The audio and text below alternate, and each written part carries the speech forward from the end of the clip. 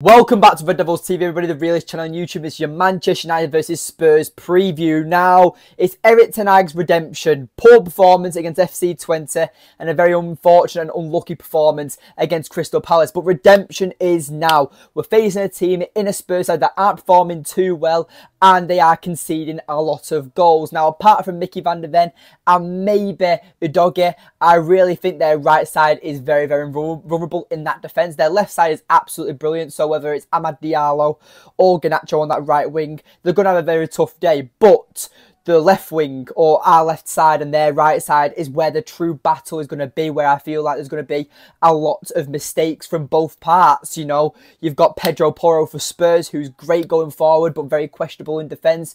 And Romero, I think he's bang average. You know, he's an average centre-back, almost, you know.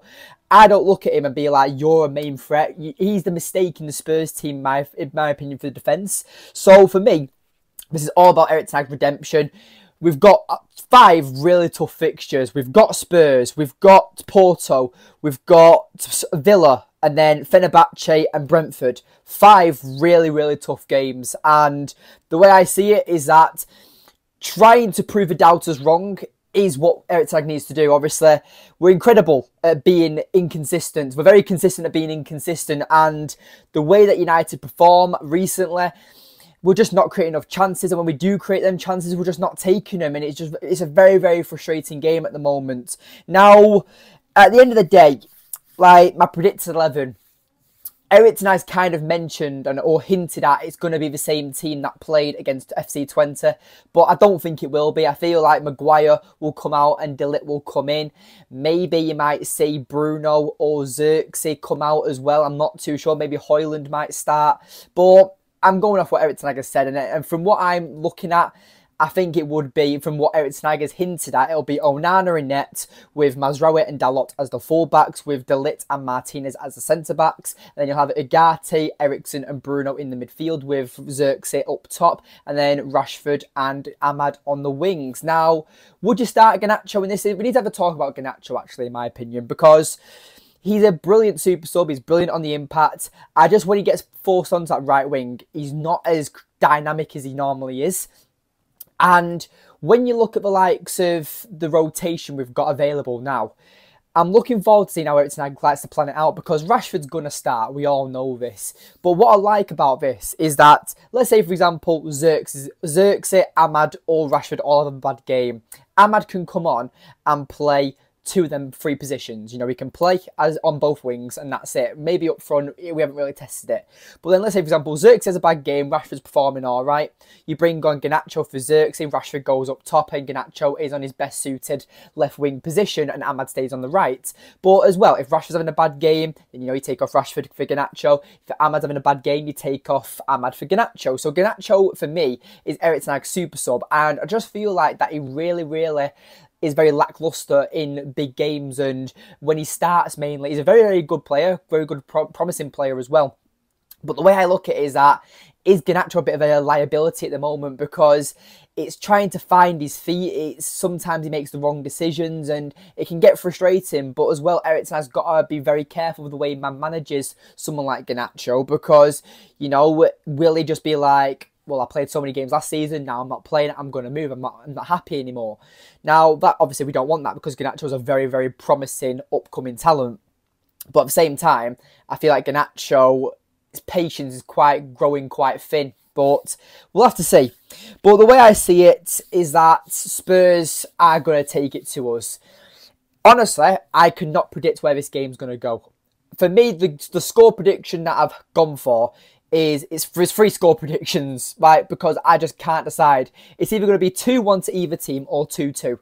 Both teams are going to concede. Both teams are just all over the place when it comes to defensive at the moment. I think United are a bit more solid in defence. That's why I favour going for United 2-1, because 1, I'm a United fan, and 2 as well, I feel like we've got a stronger defence.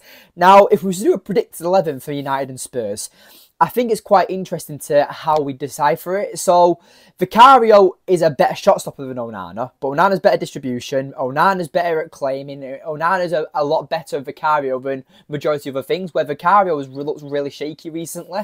Now, the right back, I think Mazraoui is better than Porro. Porro was brilliant going forward, but he's still very questionable in defence. I'd go for Mazraoui personally. We don't have a left back, so Udogie comes in.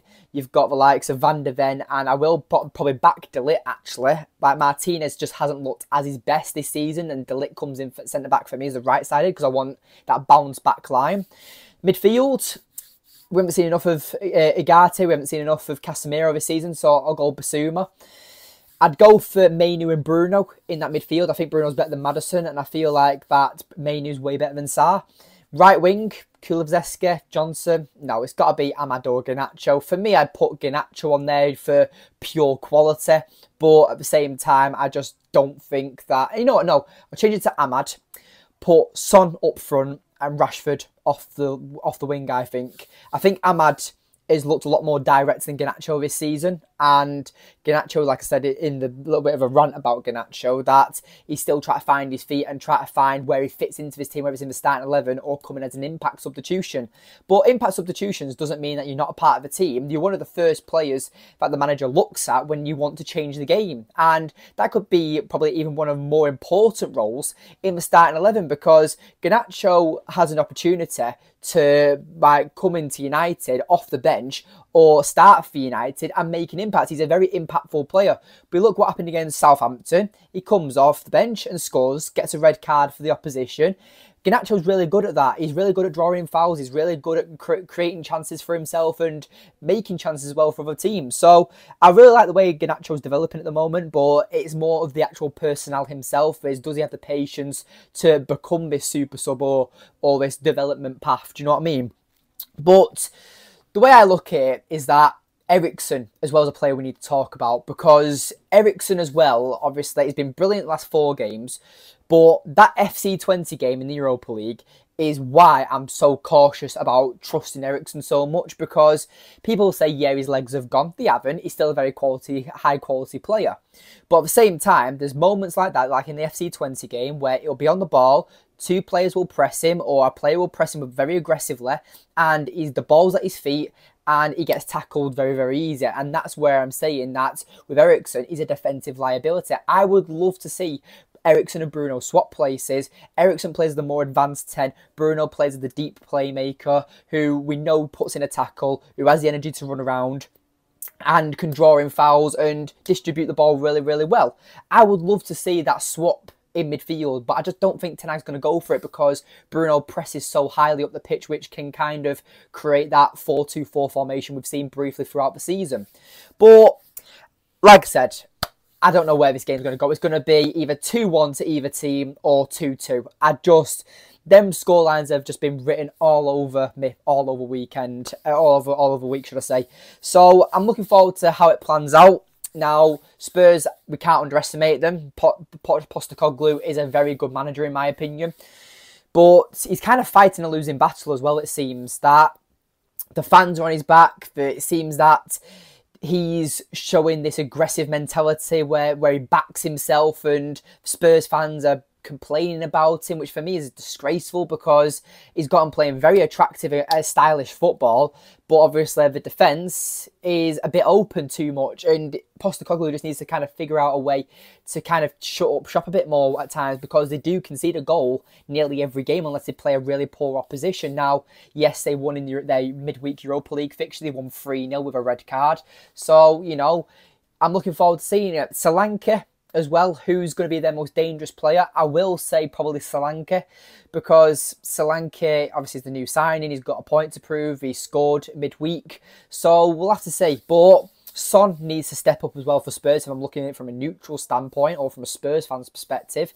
Brennan Johnson as well is kind of under the radar. He's not very popular in the Spurs fan base, but we know he's very fast, he's very direct, and if he runs a player like Dalot, if he's on that right wing, Dalot could have a bit of a difficult afternoon maybe. So we'll have to see how the game actually goes on, but I'm looking forward to it. Make sure you leave a like on the video if you made it as far into the video, subscribe if you are new, comment down below your score predictions, and yeah, I'll see you in the next one.